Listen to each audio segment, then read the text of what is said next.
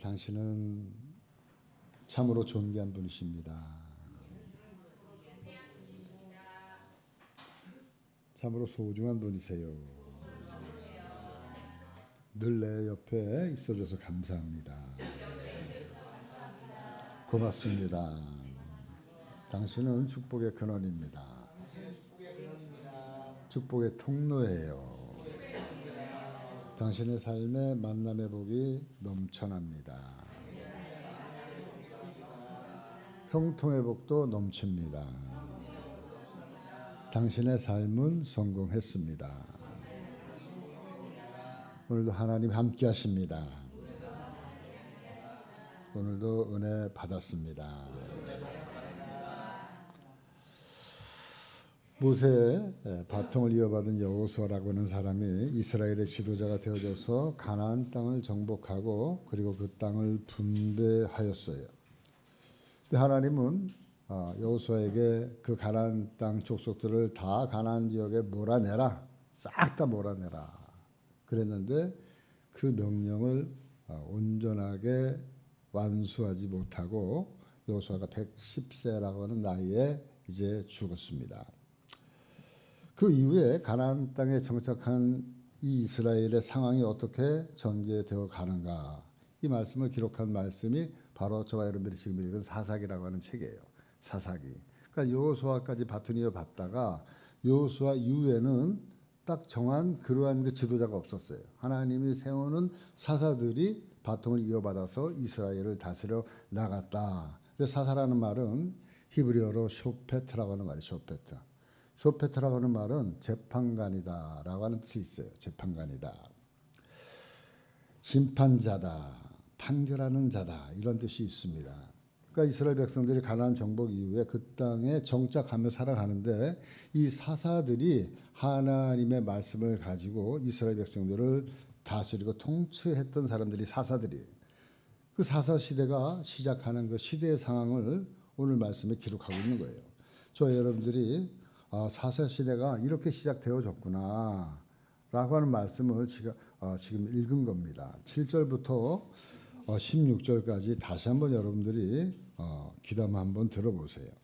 백성이 여호수아가 사는 날 동안과 여호수아 뒤에 생존한 장로들 곧 여호와께서 이스라엘을 위하여 행하신 모든 큰 일을 본 자들이 사는 날 동안에 여호와를 섬겼더라. 여호와의 종 눈의 아들 여호수아가 110세에 죽음에 무리가 그의 기업의 경내 에브라임 산지 가하스산 북쪽 딥나 헤레스에 장사하였고 그 세대의 사람도 다 그 조상들에게로 돌아갔고 그 후에 일어난 다른 세대는 여호와를 알지 못하며 여호와께서 이스라엘을 위하여 행하신 일도 알지 못하였더라. 이스라엘 자손이 여호와의 목전에 악을 행하여 바알들을 섬기며 애굽 땅에서 그들을 인도하여 내신 그들의 조상들의 하나님 여호와를 버리고 다른 신들 곧 그들의 주위에 있는 백성의 신들을 따라 그들에게 절하여 여호와를 진노하시게 하였으되 곧 그들이 여호와를 버리고 바알과 아스다롯을 섬겼으므로 여호와께서 이스라엘에게 진노하사 노략하는 자의 손에 넘겨주사 그들이 노략을 당하게 하시며 또 주위에 있는 모든 대적의 손에 팔아 넘기심에 그들이 다시는 대적을 당하지 못하였으며 그들이 어디로 가든지 여호와의 손이 그들에게 재앙을 내리시니 곧 여호와께서 말씀하신 것과 같고 여호와께서 그들에게 맹세하신 것과 같아서 그들의 괴로움이 심하였더라. 여호와께서 사사들을 세우사 노략자의 손에서 그들을 구원하게 하셨으나. 아멘. 여기 말씀까지 이 모습이 바로 사사 시대의 시작의 상황이었어요. 어떤 상황이냐? 바로 모세의 뒤를 이은 여호수아가 이스라엘 백성들을 인도해서 가나안 땅에 이제 정복하고 그리고 성공적으로 지금 정착을 하고 있는데 여호수아가 죽은 이후에 문제가 발생이 된 거죠. 여호수아가 죽은 이후에는 이 이스라엘 백성들이 여호와를 알지 못했어요. 그리고 그 조상들에게 행하였던 일도 까마득하게 알 리가 없지요. 본 적이 없으니까.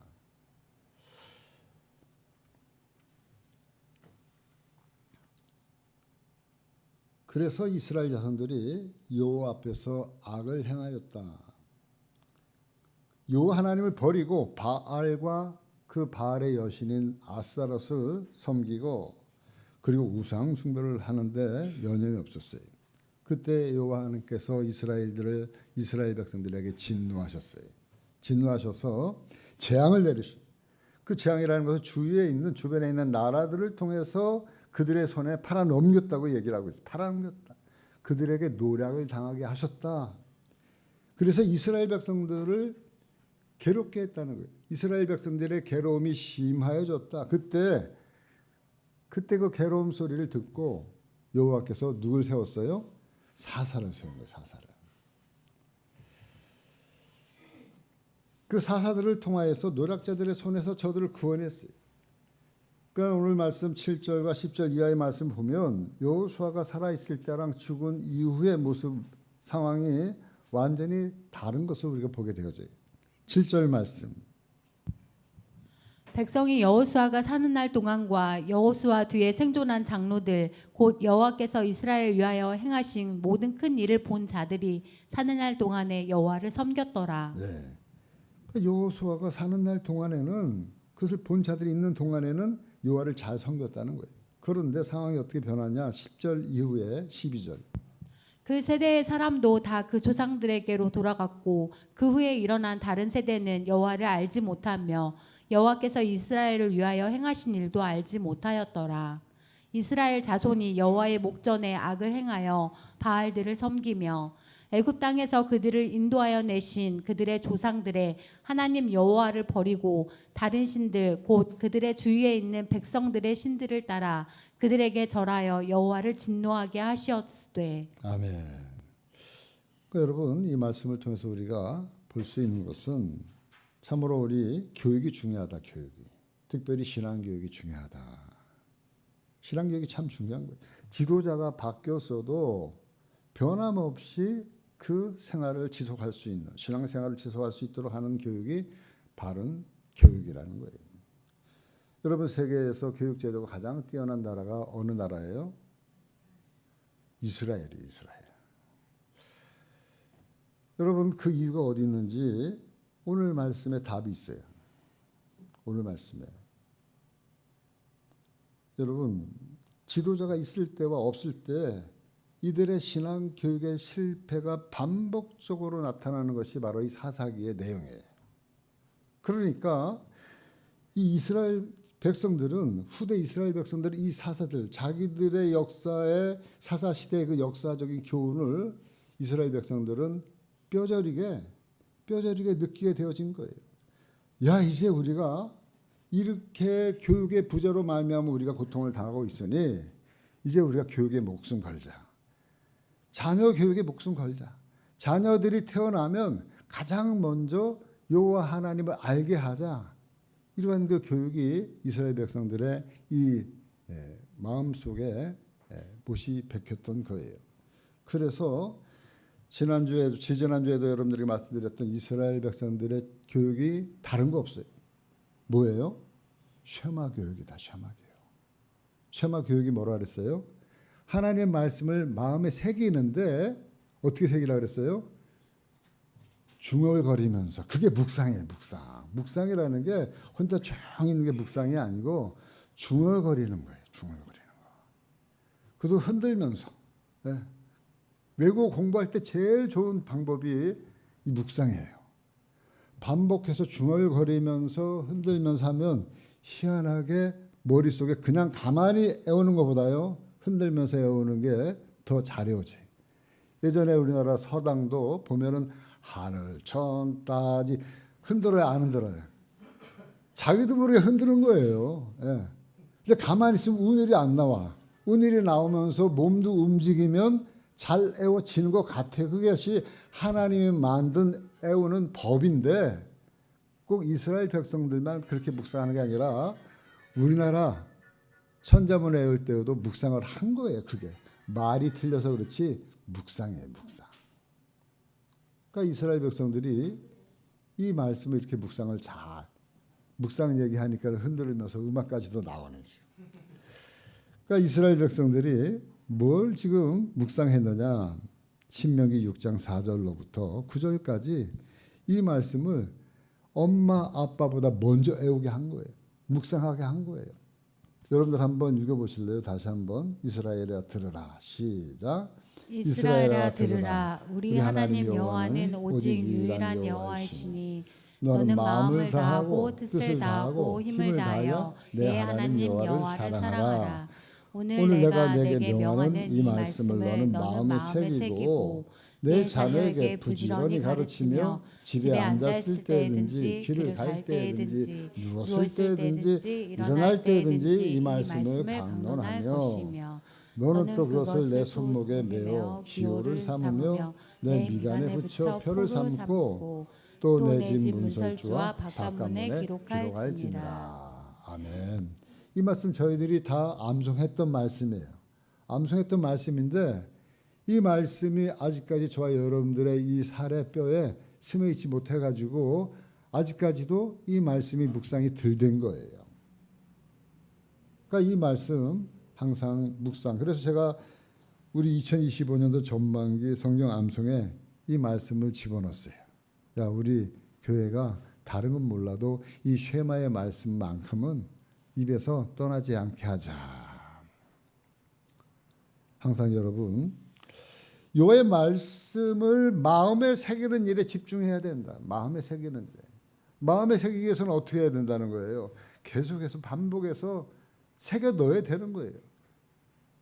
여러분 놀러 가서 산에 올라가면 아니면 외국에 가면 자기 이름 석자 새기려고 막 그냥 긁어대는 것처럼 저와 여러분들이 마음밭에 마음판에 새기기 위해서는 날마다 묵상을 해야 되는 거예요. 날마다 말씀을 긁어대야지만이 우리의 마음판에 새기게 되어지는 거예요. 그 새겨진 말씀을 교회에서 배운 말씀을 이제 교회문 바깥으로 나가면은 일주일 동안 다 까먹고 그리고 그 다음 주에 와가지고 목사님 무슨 말씀하셨나 그게 아니라 집에서도 가정 예배 드리면서도 또 부모님이랑 또 가족들이랑 같이 식사하면서도 물론 다른 얘기도 자녀들의 삶의 얘기도 하지만 우선 하나님의 말씀 오늘 목사님 말씀 어떻게 들었니 하면서 말씀 서로 나눌 때 삶이 그 말씀에 녹아져 가게 되어지는 거예요. 부모님들이랑 같이 서로 대화 속에서. 그리고 나서 저들이 또 사회로 나가잖아요. 학생들은 학교로 가고 또 직장인들은 직장으로 가고 직장 가운데에서도 그 말씀을 적용하는 거예요. 그리고 서로 그 말씀을 주고받고 나누는 거예요. 삶을 통해서 하나님의 말씀을 실천하는 거예요. 그래서 그 말씀이 우리의 삶에서 떠나지 못하도록 멀리서 보면 바로 새겨지도록 말을 타고 달려도 새길 수 있도록 여러분들이 곳곳에 집 문 밖에 여러분들이 이렇게 새겨지도록 하는 거예요. 여러분 그 결과가 이스라엘 백성들이 그렇게 교육한 결과로 가장 교육이 잘 되어져 있는 나라. 이스라엘 백성을 몇 개국 한다고요? 기본이 4개국, 5개국. 그 5개국어 4개국어를 하는 거예요. 이스라엘 백성들은. 그러니까 머리가 좋아서 아니라는 거예요. 이 쉐마 교육. 늘 외국어도 어릴 때부터 흔들면서 하는 거예요. 영어도 하고 프랑스어도 하고 일본어도 하고 중국어도 하고 끊임없이 하니까 그렇게 애워지고 하게 되어지는 거예요. 이스라엘 백성들이 여러분 잘 아는 것처럼 세계를 지배하는 미국을 지배하는 두뇌를 가진 민족이 누구예요? 유대인이에요. 유대인. 미국이 세계를 지배하잖아요. 그 세계를 지배하는 미국을 지배하는 소수 민족이 있는데 그 민족이 누구냐면 유대인이에요. 미국 내에 있는 소수 유대인들이 미국의 모든 금융권을 누가 쥐고 있어요? 월가를 돈 돌아가는 그 월가를 유대인들이 딱 쥐고 있는 거예요. 돈줄을. 그러니까는 정치하는 사람들이 누구한테 와가지고 잘 보여야 돼요? 유대인들한테. 왜? 선거운동 하려면 돈이 필요하잖아요. 돈이 흘러나가야지만이 되는데 유대인들이 안 풀면 미국 사회에 돈이 안 돌아가는 거예요. 그러니까는 미국에서 대통령 하려면 제일 먼저 유대인들에게 잘 보여야 돼. 그 유대인들의 회의가 있는데 거기에는 무슨 일이 있어도 와가지고 인사해 와서. 그만큼 유대인들이 이 막강한 파워를 가지고 있는 거예요. 여러분 2000년 동안 영토가 없었어요. 주권도 없었어요. 나라가 다 온 세계에 흩어져 살았어요. 그럼에도 불구하고 2000년 동안 이들은요, 언어도, 문화도, 종교도, 제도도, 풍습도 그대로 간직했어요. 그렇게 간직하고 있는 나라가 지구상에서 단 한 나라뿐이 없어요. 어떤 나라예요? 이스라엘, 유대인. 여러분, 우리나라도 36년 동안 일제 치하에서 우리가 식민지로 있다가 나라를 잃을 뻔했는데 36년 고작. 그런데 일제의 잔재가 얼마나 남아 있습니까? 근데 적어도 2000년 동안 나라 없이 주권 없이 전 세계 불불이 흩어졌던 그러한 민족이 자기들의 언어와 문화와 풍습과 종교와 제도와 모든 것을 그대로 유지하고 지금 옛날 그 고토에서 그 나라를 다시 해방을 했어요. 그 나라에 살고 있는 팔레스타인 사람들을 몰아내고, 그 말이 안 되는 거예요. 말이 안 되는 일을 이스라엘은 하고 있어요. 어떻게 해요? 교육 때문에, 신앙 교육 때문에. 그 이면에는 하나님 계신 거예요. 하나님 계신 거예요. 여러분, 그래서 우리는 교육을 가르쳐서 백년지 대계다. 백년지 대계. 백년지 대계라는 게 뭐예요? 교육 정책은 100년을 내다보고 해야지 결실을 맺을 수 있다. 그러니까 우리나라 교육이 힘들다, 어렵다 하는 거는 정권 바뀔 때마다 대학 입시 제도 뜯어고치고, 정권 바뀔 때마다 교육에 대해 손을 대는 거, 손을 대. 교육은 손을 대면 안 돼. 한번 정책을 딱 세우면 교육 정책은 100년이 갈도록 만들어 놔야 돼. 왜? 이게 하루아침에 이루어지는 게 아니잖아요. 사람 하나 키우는데 몇 년 걸려요. 어릴 때부터. 그래서 30년 걸리는 거예요. 그리고 그 사람이 또 새로운 사람을 만들어요. 그리고 나서 임상이 되어지고 임상 실험이 결정되어진 것이 F2가 되어지고 F3가 나오고, 그러면 3세대가 흘러가면 100년이에요. 그러니까 교육 정책을 그렇게 수립을 해 나가야 되는 거예요.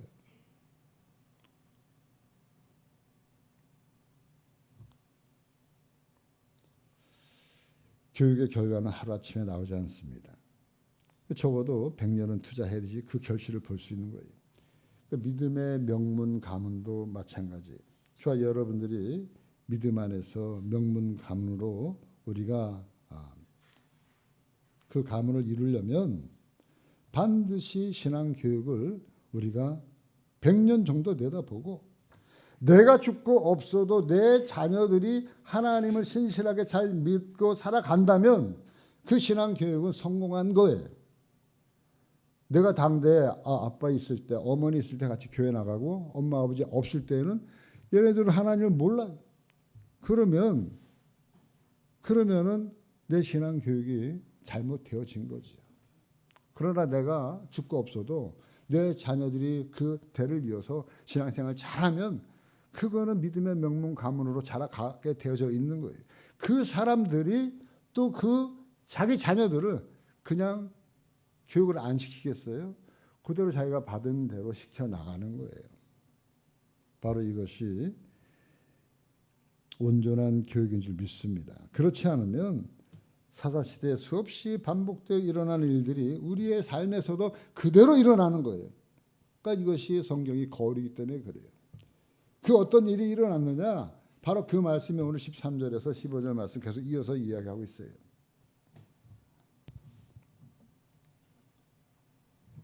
곧 그들이 여호와를 버리고 바알과 아스타롯을 섬겼으므로 여호와께서 이스라엘에게 진노하사 노략하는 자의 손에 넘겨주사 그들이 노략을 당하게 하시며 또 주위에 있는 모든 대적의 손에 팔아 넘기심에 그들이 다시는 대적을 당하지 못하였으며 그들이 어디로 가든지 여호와의 손이 그들에게 재앙을 내리시니 곧 여호와께서 말씀하신 것과 같고 여호와께서 그들에게 맹세하신 것과 같아서 그들의 괴로움이 심하였더라. 아멘. 그러니까 이것이 사사시대에 수없이 이 패턴으로 반복이 되어지는 거예요. 이러한 일들이 우리의 삶에서도 동일하게 어김없이 일어난다는 거예요. 바로 여기 말씀에 보니까 노력하는 자의 손, 14절부터 계속 나옵니다. 여호와를 버리니까 13절 말씀에 보니까 여호와를 버리니까 14절 말씀에 바로 뭐가 나와요? 여호와께 이스라엘 자손에게 진노하사 노력하는 자의 손에 넘겨주셨다.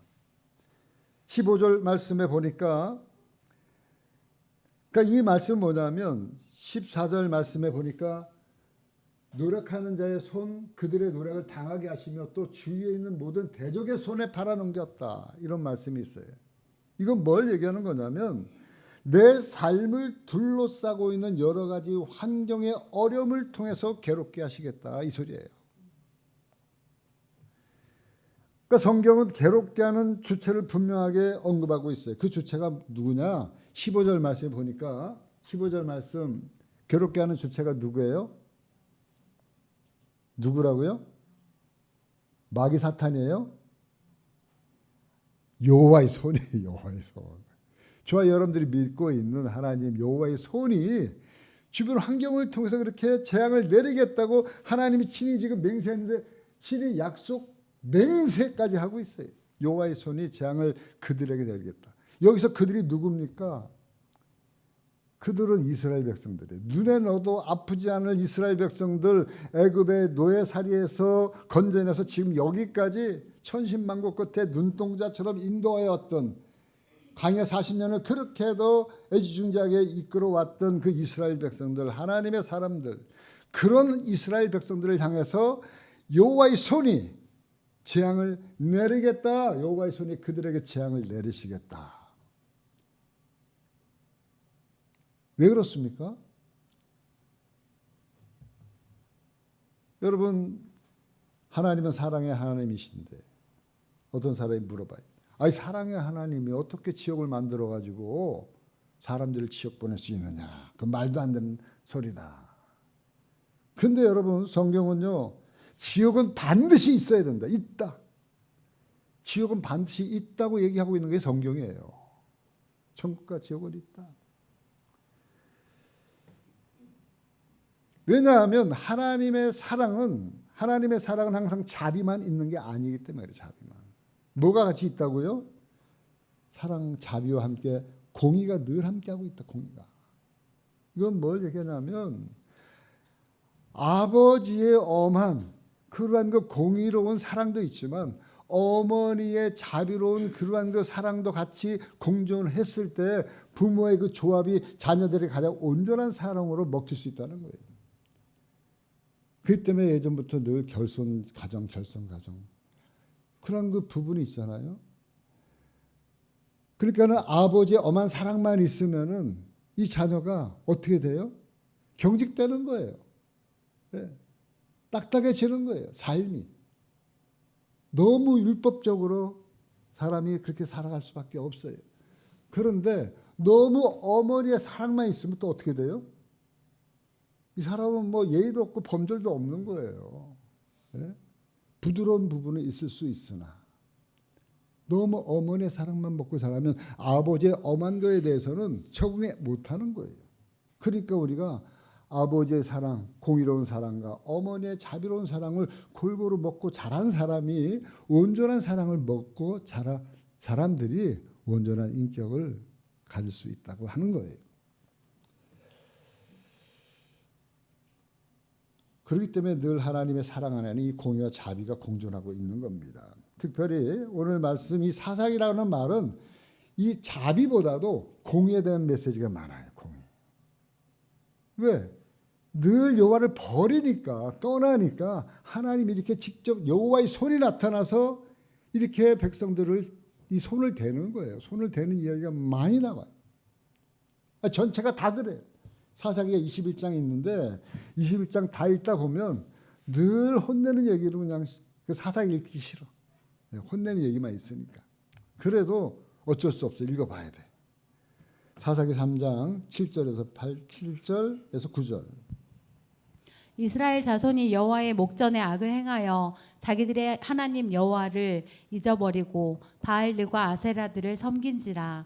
여호와께서 이스라엘에게 진노하사 그들을 메소보다미아 왕 구산 리사다임의 손에 팔았으므로 이스라엘 자손이 구산 리사다임을 8년 동안 섬겼더니. 예, 여기 보니까 또 몇 년 동안 섬겼다 그랬어요? 8년 동안 종살이 했다 이 소리예요. 이스라엘 백성들이 8년 동안 종살이하고 있는데 종살이 하다 보니까 또 괴롭잖아요. 그러니까 9절 말씀.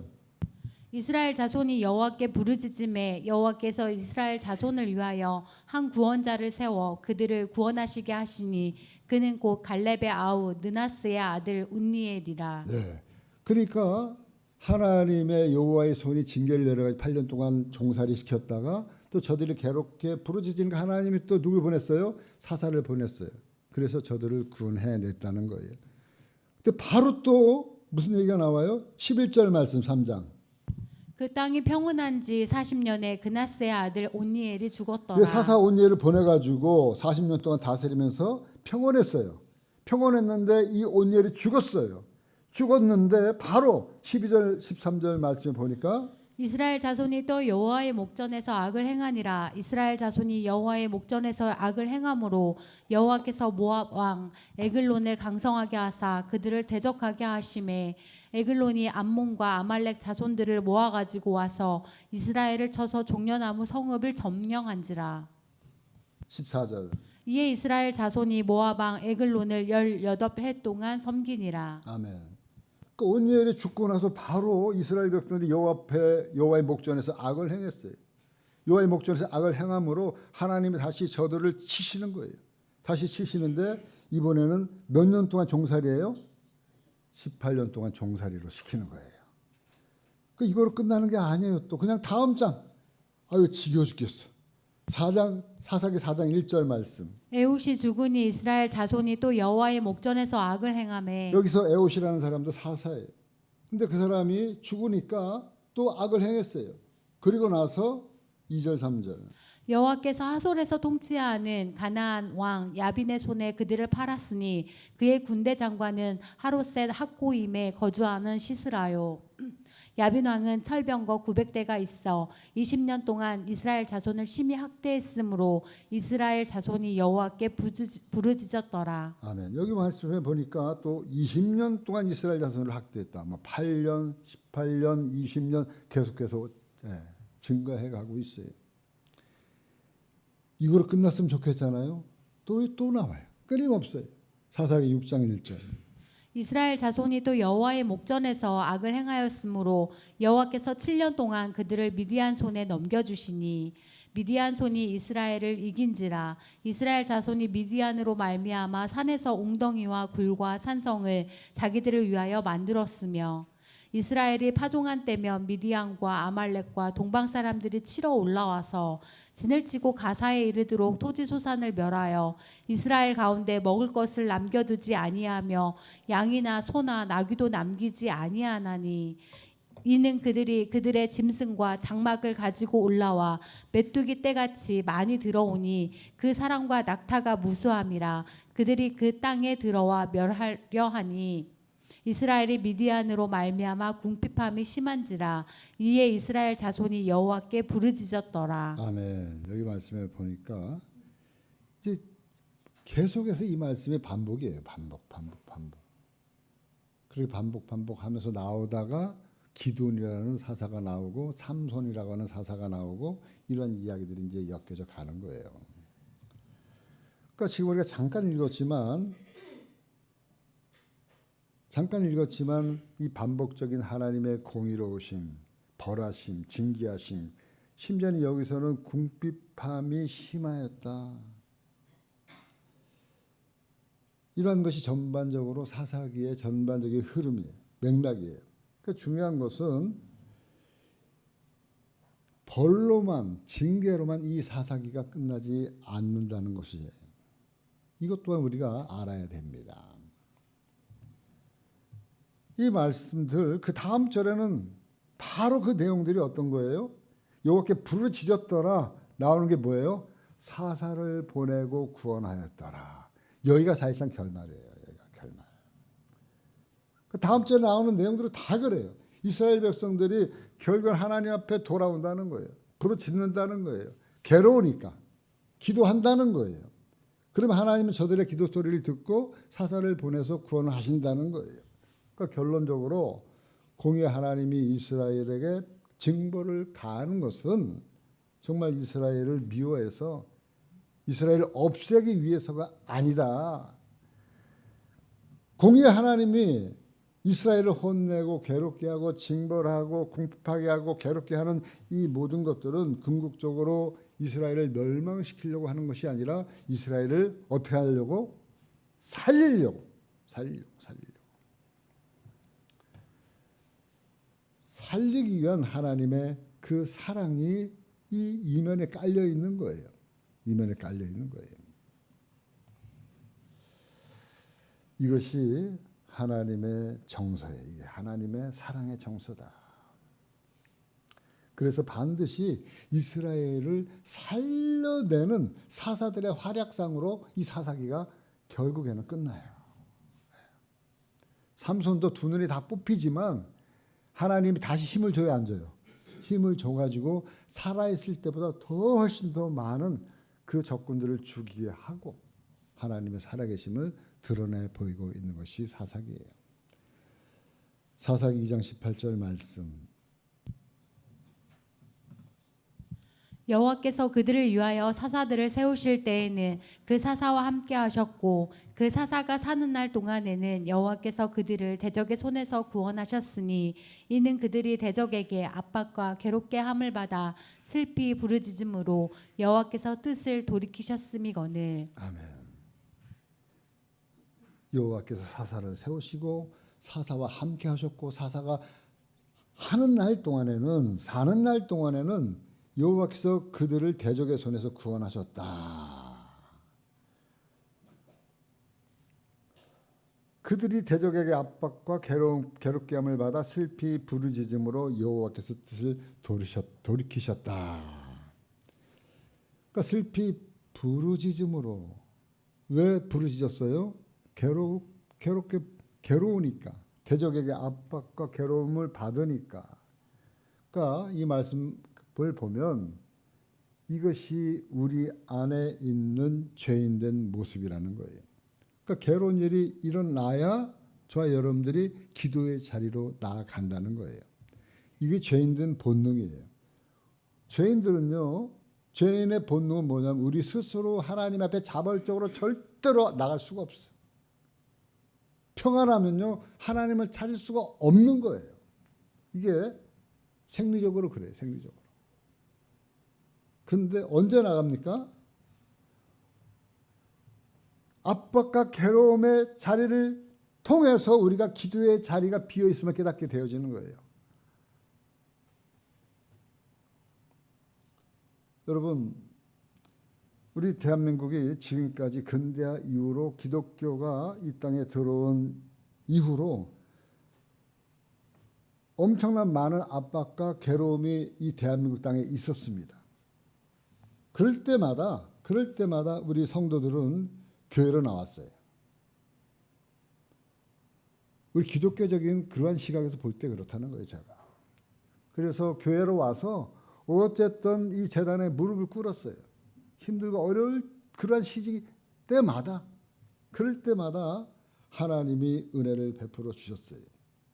그래서 일제 36년도 또 6.25 전쟁도 또 여러 가지 극심한 가난도 질병도 어려운 가운데서 우리 대한민국이 선진국 대열에 올라갈 수 있었던 것이에요. 바로 그 바탕에는 저는 그렇게 생각해요. 우리 신앙의 선배들의 기도 때문에 이 나라가 이렇게 이루어졌다. 저는 그렇게 믿습니다. 바로 선배들의 눈물 뿌려 세운 부르짖은 그 기도 때문에 하나님이 보호하사 우리나라 만세. 애국가에 이런 구절이 있는 나라 없어요. 하나님이 보호하사 우리나라 만세. 참 잘 졌어. 예수를 믿든 안 믿든 모든 사람들이 이 애국가를 부르잖아요. 하나님이 보호하사 우리나라 만세. 무궁화 삼천리 반도강산. 여러분, 우리가 지금 사사기를 통해서 지금 우리가 지금 처해 있는 내 삶의 환경의 문제들을 통찰할 수 있는 영적인 눈이 띄어지기를 주님의 이름으로 축원합니다. 여러분, 우리나라는 엄청난 많은 어려움이 찾아왔어요. 지금 엄청난 어려움이 지금 있어요. 우리 아까 홍 집사님 기도하신 것처럼 지금 이 나라가 지금 역사 이래로 가장 어려운 시국이에요. 이거는 진영의 문제가 아니에요. 좌우 진영을 떠나서 보수와 진보를 떠나서 지금 엄청난 어려움과 시련이 지금 도사리고 있어요. 우리나라가 까딱 잘못하면요 정말 내전으로 갈 수 있어요. 내전으로 갈 수 있는 그러한 그 확률이 아주 많아요. 지금 이번 주에 헌재 판결이 어떻게 나느냐에 따라서 내전으로 갈 수 있어요. 정말로. 그걸 갖다 염려하는 사람들이 많아요. 근데 여러분, 그렇기 때문에 여러분 강화문으로 나가고 안국동으로 나가야 된다. 저는 그렇게 하고 싶지 않아요. 나가는 게 문제. 나가면 안 돼요. 어디로 나가야 되느냐? 여러분들이 이 교회로 나와야 돼요. 그리고 먼저 하나님 앞에 내가 이 환경이 어떻게 되어 있는지, 왜 이렇게 됐는지 누구 탓이 아니라 하나님 바로 제 탓입니다. 내가 통회하고 자복하고 하나님 앞에 바로 서지 못한 내 잘못입니다. 이것을 먼저 내가 회개할 때 이 문제가 이루어지지요. 가문 가가지고 물러가라, 뭐 탄핵 찬성이다 반대다, 누구 좋은 일이 아니에요. 지금 이 사사기를 보면 이 문제가 누구로부터 시작됐냐면 나로부터 시작되어진 거예요. 내가 하나님 앞에 정말 바로 서 있는지, 하나님을 떠나 있는지, 하나님이 이 환경을 통해서 저와 여러분들을 여호와의 손이 치는 것처럼 이러한 어려움과 혼란과 그리고 어려운 시국을 하나님 우리에게 주신 것이다. 저는 그렇게 믿습니다. 그렇기 때문에 이 모든 일들이 누구의 탓이 아니고 바로 내 탓임을 깨닫고 우리는 하나님 앞에 기도의 자리로 나가야 된다고 하는 사실이에요. 하나님이 기도의 자리로 우리를 부르시기 위해서 이 어려운 시국, 압박과 괴로움을 우리에게 주신 줄 믿습니다. 사랑하는 성도 여러분, 지금 우리는 기도할 때 우리가 기도해야지 내가 삽니다. 기도해야지 나라가 삽니다. 기도해야지 내 영이 삽니다. 기도해야지 우리의 믿음이 자랍니다. 기도해야지 환경이 변합니다. 기도해야지 환경이 정리가 됩니다. 기도해야지 환경을 고쳐 주십니다. 기도해야지 변화가 이루어집니다. 기도해야지 하나님 은혜를 베풀어 주셔요. 기도할 때 하나님이 역사하셔요. 기도할 때 하나님이 병을 고쳐주셔요. 기도할 때 문제를 해결해 주시는 줄 믿습니다. 여러분, 끝으로 여호와 하나님이 사사시대에 이렇듯 이방 민족을 이스라엘을 통해서 끊임없이 괴롭게 하셨나? 왜 이방 민족을 왜 두셨나? 하나님이 이럴 때 쓰시려고 이방 민족을 놔뒀다라고 오늘 말씀 이야기하고 있어요. 오늘 말씀 사사기 21절, 2장 21절, 23절 말씀. 나도 여호수아가 죽은 때에 남겨둔 이방 민족들을 다시는 그들 앞에서 하나도 쫓아내지 아니하리니 이는 이스라엘이 그들의 조상들이 지킨 것 같이 나 여호와의 도를 지켜 행하나 아니하나 그들을 시험하려 함이라 하시니라. 여호와께서 그 이방 민족들을 머물러 두사 그들을 속히 쫓아내지 아니하셨으며 여호수아의 손에 넘겨주지 아니하셨더라. 아멘. 이 말씀 뭐예요? 지금 이방 민족을 하나님이 쫓아내지 않고 남겨뒀다, 내버려뒀다. 왜요? 저와 여러분들을 컨트롤하기 위해서 나 여호와의 도를 지켜 행하나 행하지 아니하나. 22절 말씀에 보니까 뭐라 그랬어요? 나 여호와의 도를 지켜 행하나 아니하나 그들 시험해 보기 위해서 이방 민족을 하나님이 내버려뒀다. 그 이방 민족이 뭐라고요? 내 주변의 환경. 그 환경이 어떤 환경이든 그 환경을 통해서 하나님이 우리를 여호와의 손이 다스리고 있는 거예요. 여호와의 손이 우리 눈에 보이지 않지만 그 환경이 바로 여호와의 손이라는 거예요. 여호와의 손.